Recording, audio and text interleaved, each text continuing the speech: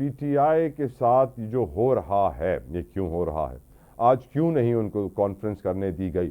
جب رانا ثناء اللہ صاحب گزشتہ رات یہ کہہ رہے تھے کہ مجھے ایک نام بتا دیجئے کہ کون پی ٹی آئی کو روکنے کی کوشش کر رہا ہے، پھر فردوس شمیم نقوی صاحب آپ کا شکریہ قیمتی وقت کے لیے، السلام علیکم۔ نقوی صاحب، رانا صاحب تو کل رات کہہ رہے تھے ہمیں نام بتائیے کون روک رہا ہے پی ٹی آئی والوں کو، اور آج صبح اتنے سارے جوان پہنچ گئے ہوٹل کے باہر، پھر بھی آپ لوگوں نے آج اپنی کانفرنس کی۔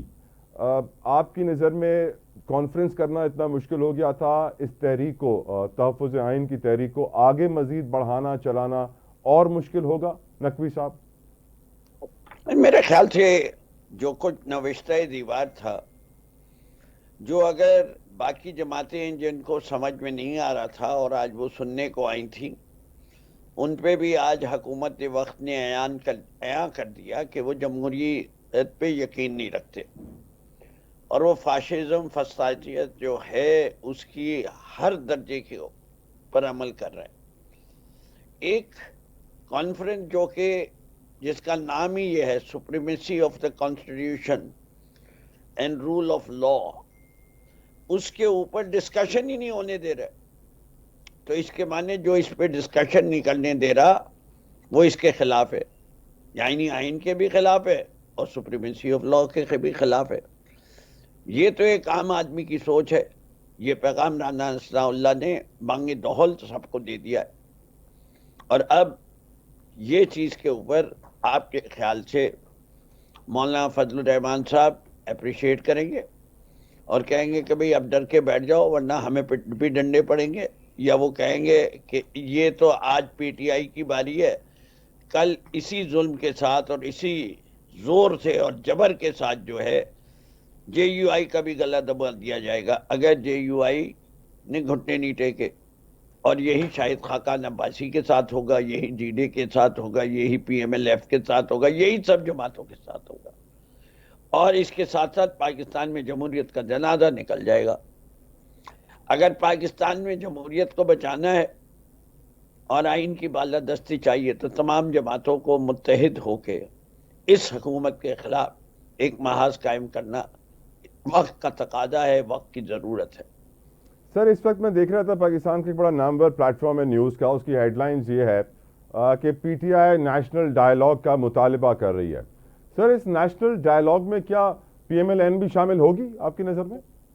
دیکھیں، بات یہ دیر از اے نیشنل ڈائیلاگ بٹوین، ہم نے تو کہا ہم ہر کسی سے بات کریں گے، لیکن ساتھ ساتھ پی ٹی آئی اور جماعتیں ایک بات کہہ رہی ہیں کہ جو ہائیبرڈ رجعیم کا نظام ہے اور اس کے اندر جو کردار پاکستان کے جرنیلوں کا ہے، ان کو اس بات کو ماننا پڑے گا کہ پاکستان کے عوام نے اپنا فیصلہ دے چکے ہیں کہ وہ چاہتے ہیں کہ فوجی جرنیل آئین کی حدود میں رہ کے کام کریں، and they want a new social order, non interference in civilian matters by the arm forces personal.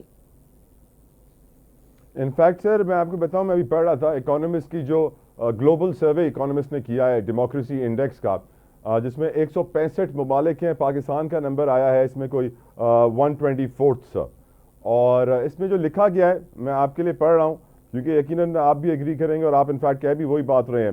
The report stressed that the future of democracy in South Asia would depend on the strength of civil societies and the willingness of political institutions to adopt inclusive reforms۔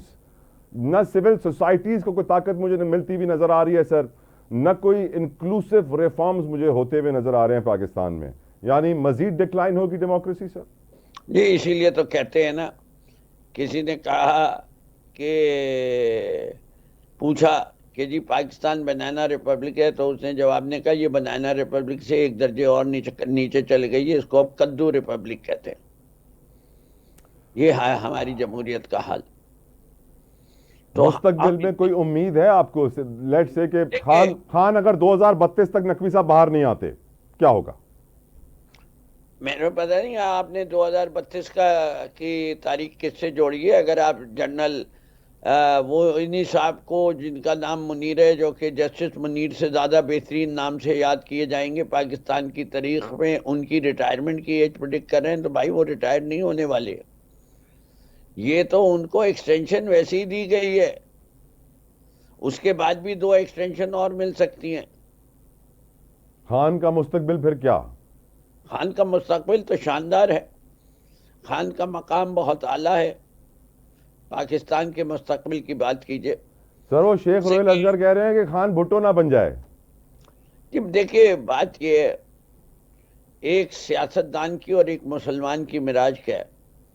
مسلمان کی معراج شہادت ہے، اور ایک سیاستدان کی معراج یہ کہ تاریخ میں اس کا نام سنہری حروف سے لکھا جائے۔ کریکٹ۔ اور عمران خان کو تو میں نے بارہا یہ کہتے ہوئے سنا ہے کہ میں جس دن اپنے رب العزت کے سامنے پیش ہوں تو میں کم سے کم ایک جملہ سننا چاہوں گا، ویل ڈن عمران خان۔ ہر انسان کی یہ خواہش ہوگی۔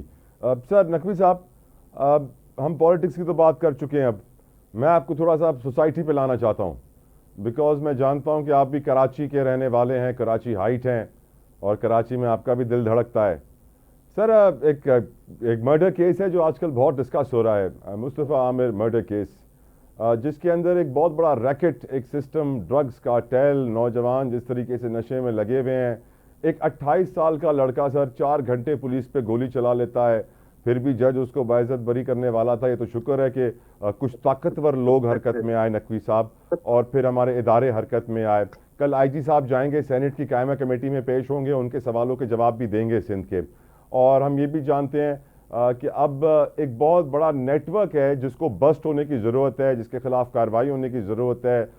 ایسے بچوں کو، جو 28 سال کا لڑکا ہے جو 23 سال کے بچے کو گولی مار دیتا ہے، جلا دیتا ہے، تشدد کرتا ہے۔ اسٹیٹ بڑی کمزور نظر آ رہی ہے نقوی صاحب، سسٹم فلی اکمپلس، سہولت کار بنا ہوا تھا شروع سے، اسپیشلی اس ڈرگز کے بزنس میں پیسہ بہت زیادہ ہے۔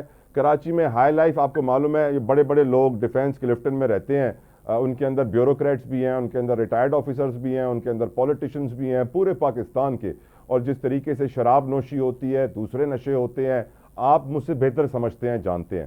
ان نوجوانوں کو کیسے بچائیں گے ہم؟ اپنے ملک کو، خاص طور پہ شہر کراچی کو کیسے پاک کریں گے نقوی صاحب؟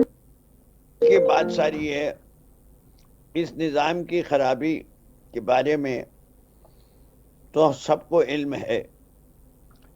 جدھر بلدیہ کی آگ، جو فیکٹری کی آگ ہے، اس کے مجرم نہ پکڑے جاتے ہوں، جدھر عزیر بلوچ جیسے لوگ 400 مرڈر کیسز سے نکل جاتے ہیں، یہاں ایک ایس پی صاحب جو ہیں وہ بیل مل کے ان کے خلاف کوئی پروسیڈنگ نہیں ہوتی، جبکہ ان کے اوپر کس کس قسم کے چارج نہیں لگے ہوئے ہوتے، اور وہ ایک ہی تھانے پہ رہے، بڑے عرصے تک رہے، اور آج بھی ان پہ کوئی ہاتھ ڈالنے کی ہمت نہیں کر سکتا۔ پرائم منسٹر کا بھائی پولیس کے ہاتھوں مارا جائے، جی ہاں، اس ملک کے اور اس شہر کے اندر پولیس کے کارنامے اور کارروائیاں سب کو یاد ہے۔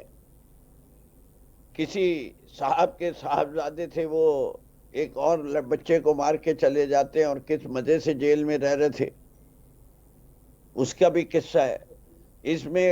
System, how do we break the system Naqvi sahib? اور گاڑیوں میں کو چلانے والی ایک خاتون 5-6 لوگوں کو روند کے چلی جاتی ہے، خون بہا دے دو اور پھر سے آزاد ہو جاؤ۔